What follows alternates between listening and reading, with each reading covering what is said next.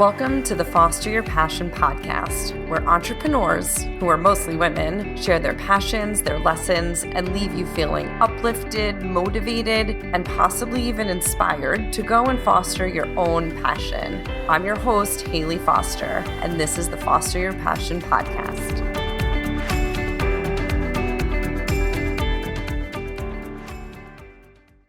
Hello, everybody. This is the Foster Your Passion podcast, and we are here today with Meg O'Neil, and she is going to share tons of great insights with us, talk about her journey as an entrepreneur, which is a new thing for her, which I'm super excited to get into.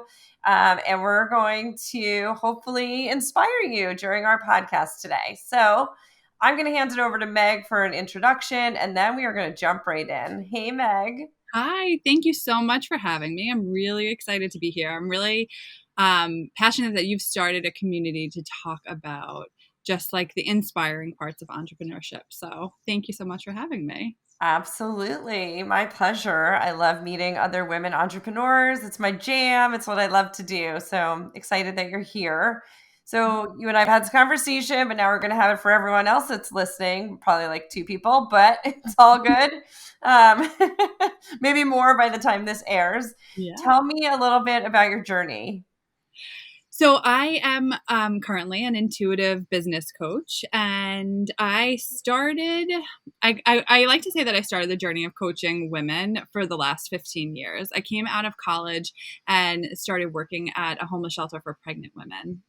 And my job there was like really, it was in a volunteer position with the Augustinian Volunteers, an organization that was under AmeriCorps at the time.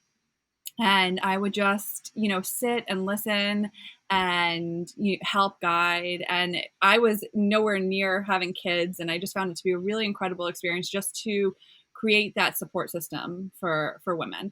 I went on to then be the dean of students at a all-boys school in Lawrence, Massachusetts, where I worked with the parents of these students to apply to high school and college. And so it was this another kind of coaching role, like learning a whole world that I didn't know anything about, and then kind of coaching them through. Most of them were English as a second language learners, and it was a really cool experience. And then after that, I went on to start a pre- and postnatal wellness facility in North Andover, Massachusetts. And there I helped women even before they got pregnant on their fertility journey, all the way through up to about 9 months after they had their kids. And I was a breastfeeding counselor, a childbirth educator, a doula, and those are all at the thread of everything that I've done is that aspect of supporting and coaching. So I have 3 kids of my own. My oldest is on the autism spectrum. And at a certain time, I was working about 30 hours a week outside of the home. And I was like, I had to start taking him to different therapies.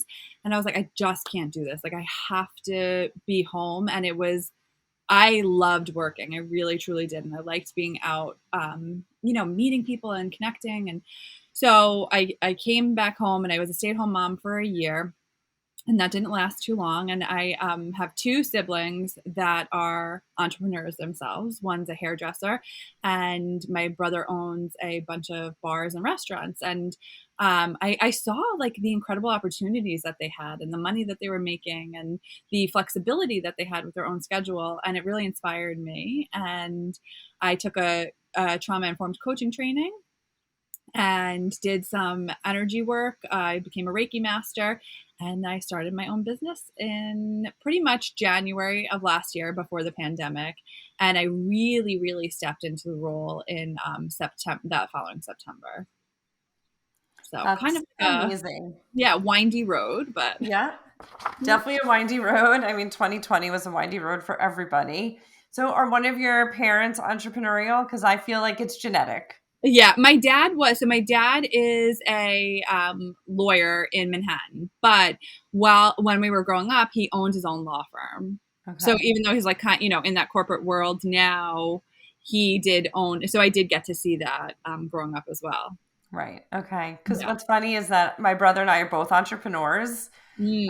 And I was in a call this morning, and somebody said, entrepreneurs are built, and I was like, actually, I feel like we are genetically coded to have like the certain attributes that entrepreneurs have, right? Like we have a different drive, we have a Mhm. different mentality, and you can teach obviously you could teach the entrepreneurial mindset, but and I don't I've been coaching or consulting for almost 7 years now, Mhm. and I know within like the first, I would say, hour of meeting somebody that is asking me for, I would say maybe 15 minutes, that meeting somebody that is looking to start an entrepreneurial journey, whether or not they have what it takes. Mhm. And there's just like certain like things you can check off the box, right? So, I feel like the entrepreneurs that find themselves successful are the ones that they don't need to ask somebody else to solve a problem for Mhm. them, right? We are like innate problem solvers.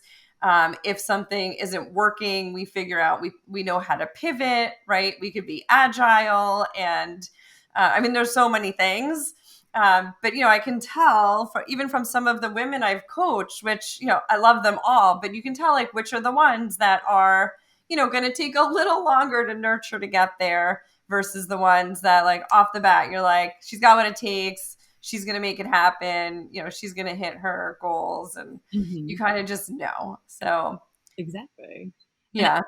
I think that's is an interesting part of what I do with the energy piece too, because I feel like what you're saying is like not everybody in the entrepreneurial world sees it this way, but I think that like you also have a really strong sense of intuition, and that might not be something that everybody names, but just hearing you talk about like your experience, like not only is that just like you don't only know that from your experience, I think that like you let your gut probably guide some of that too, and you could read their energy. And that's where I think that people don't realize how much the kind of intuition is like pulled into business too.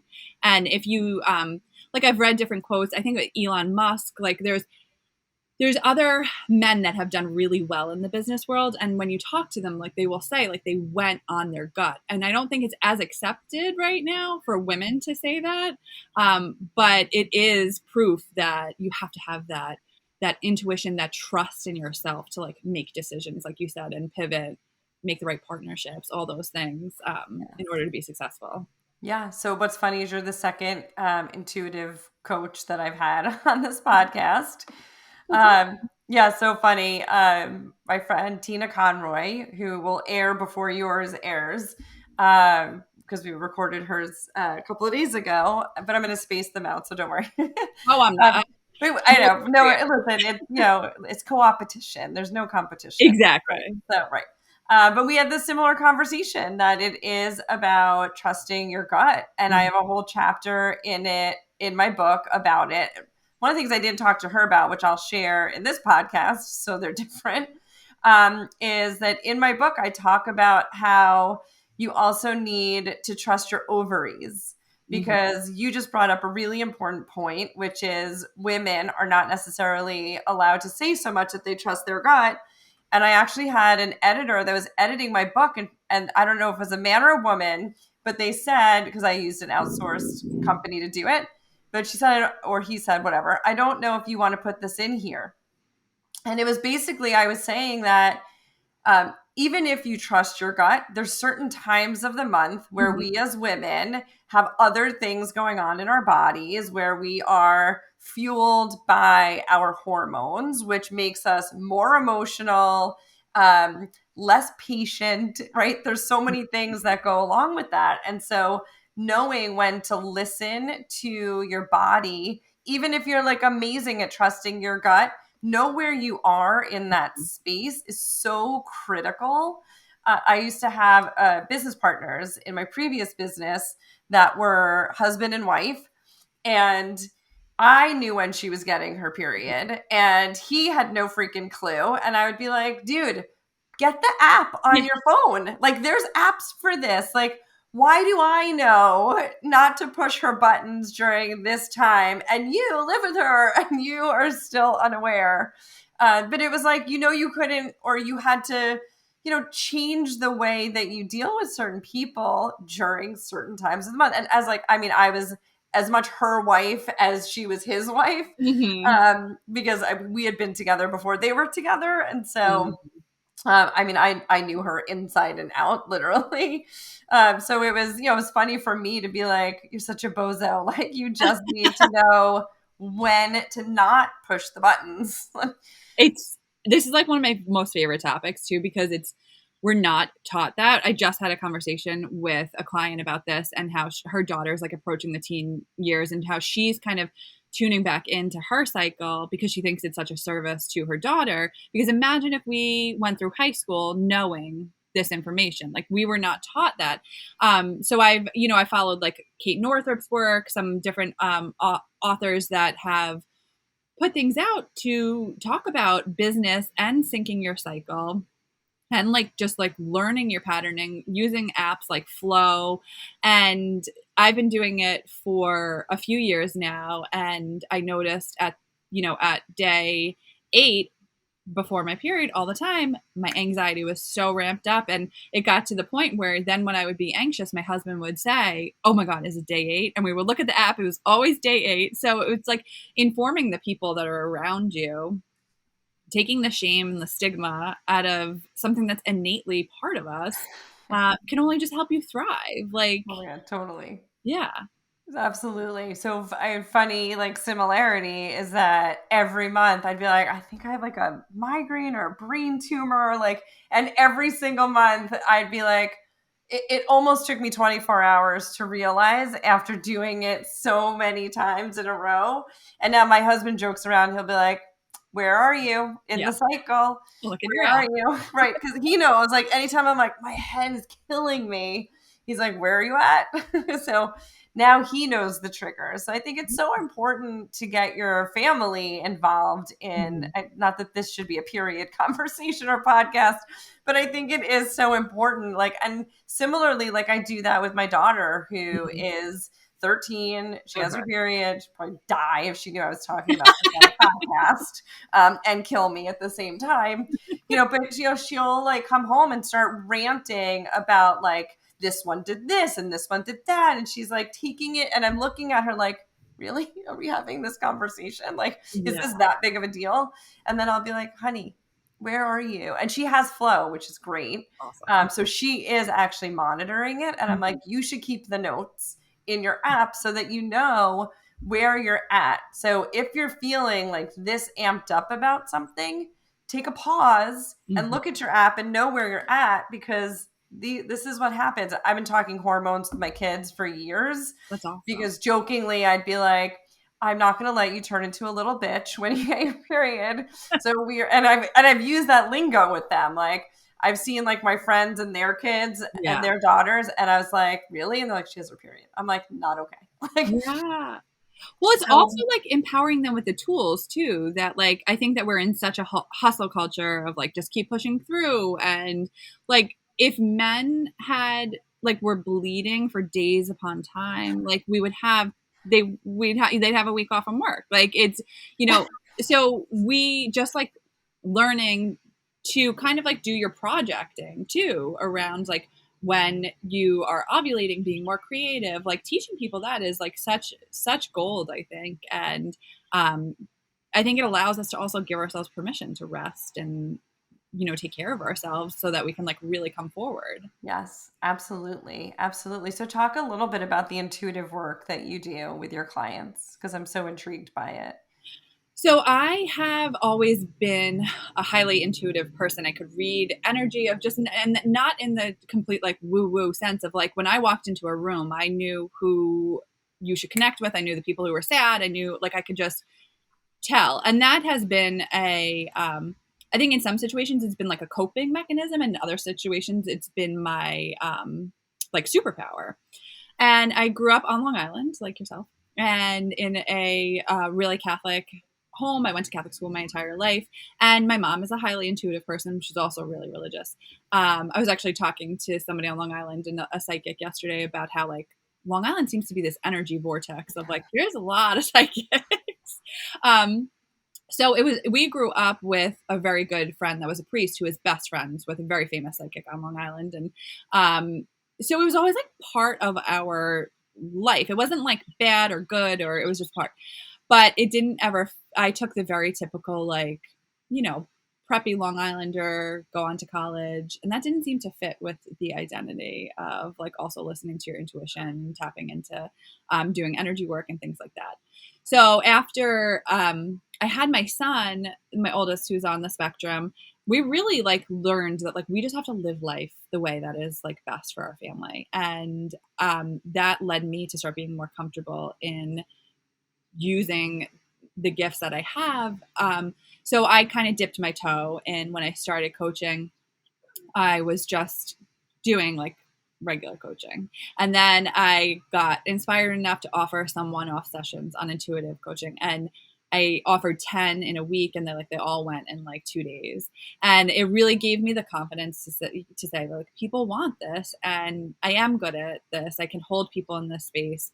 And tapping into like intuitive gifts, the more that you practice it, the stronger that it gets to. So right now I do also have a background in strategy and marketing and social media. That's what I did for the company, the pre and postnatal wellness facility.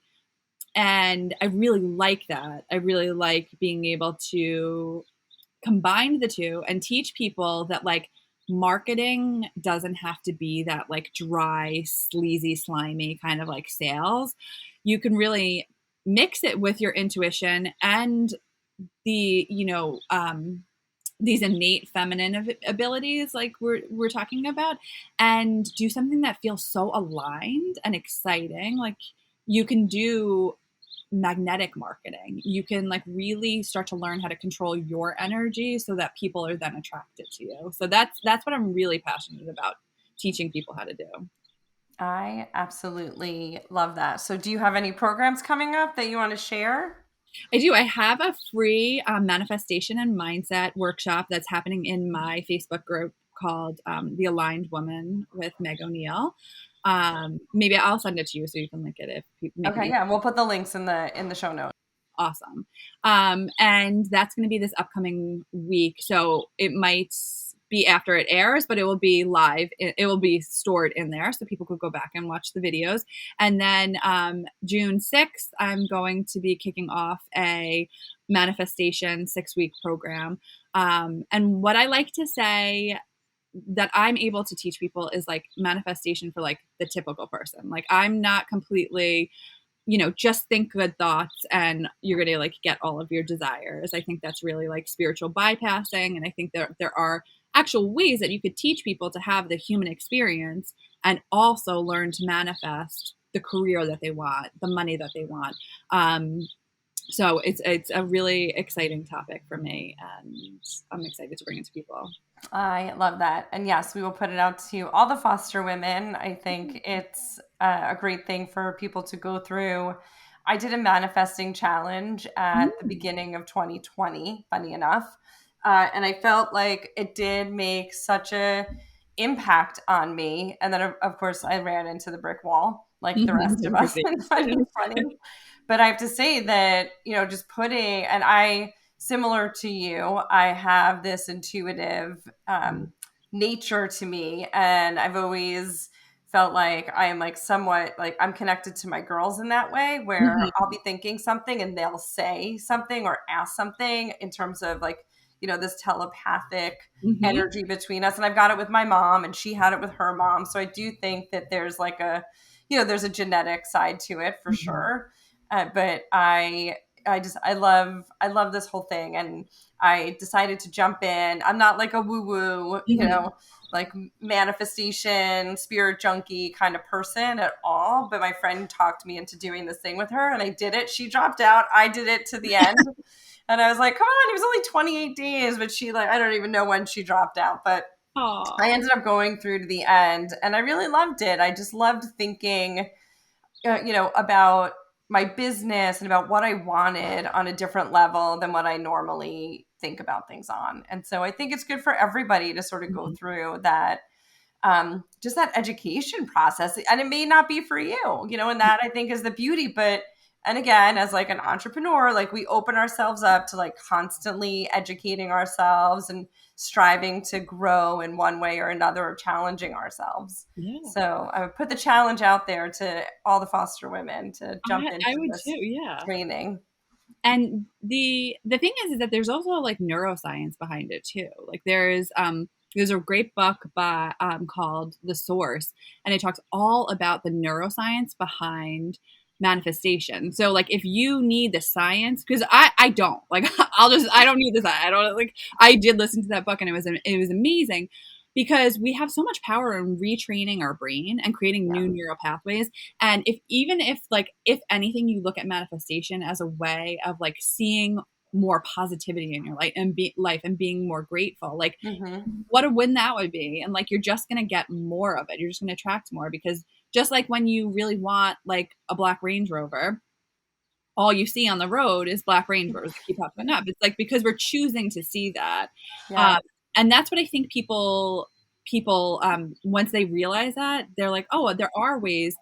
And I've manifested so many things in my life, and so have other people, but they don't realize that it's manifestation. They just think, oh, that was a coincidence, or like they don't understand the power behind their thoughts. Yeah.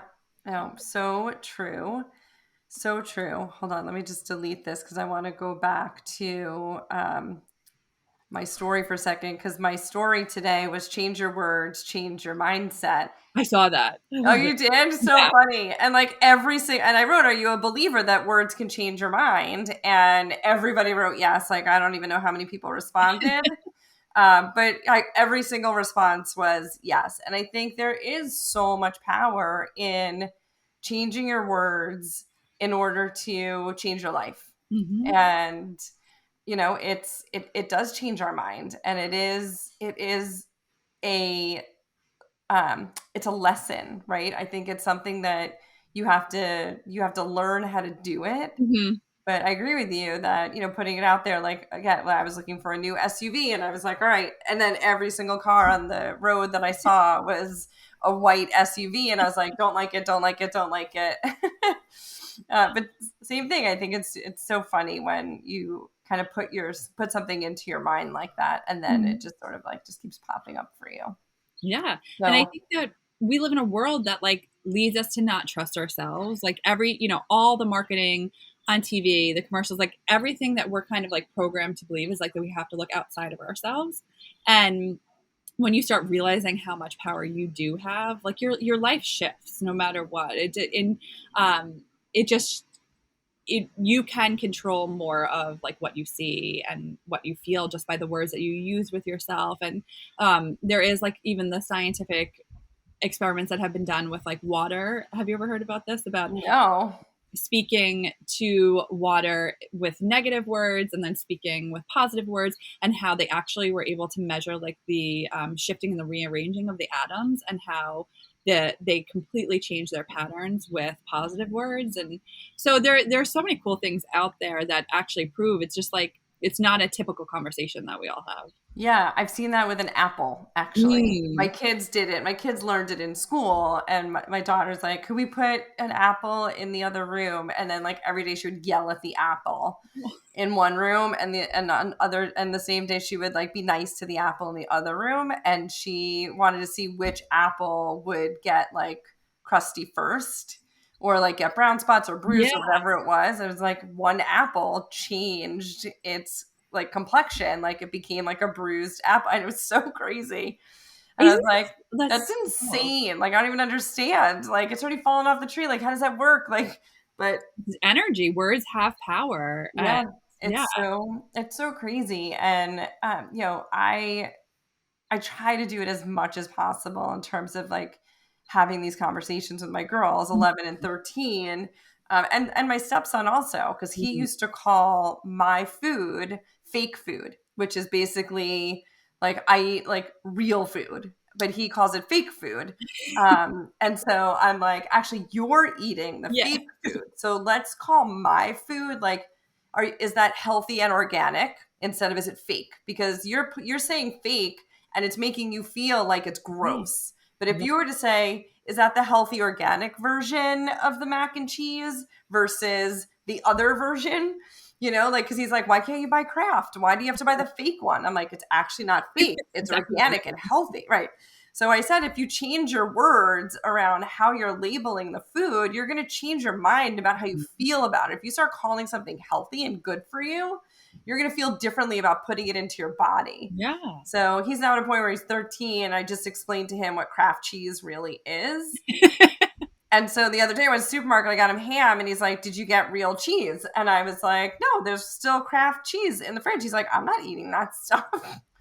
So I'm like, winning as a parent. It's like parent winning moment when like your kid finally like figures out that the fake food is actually the real food. That's amazing. I mean, that's a great lesson. Yeah, but again, like power to the words, Yeah.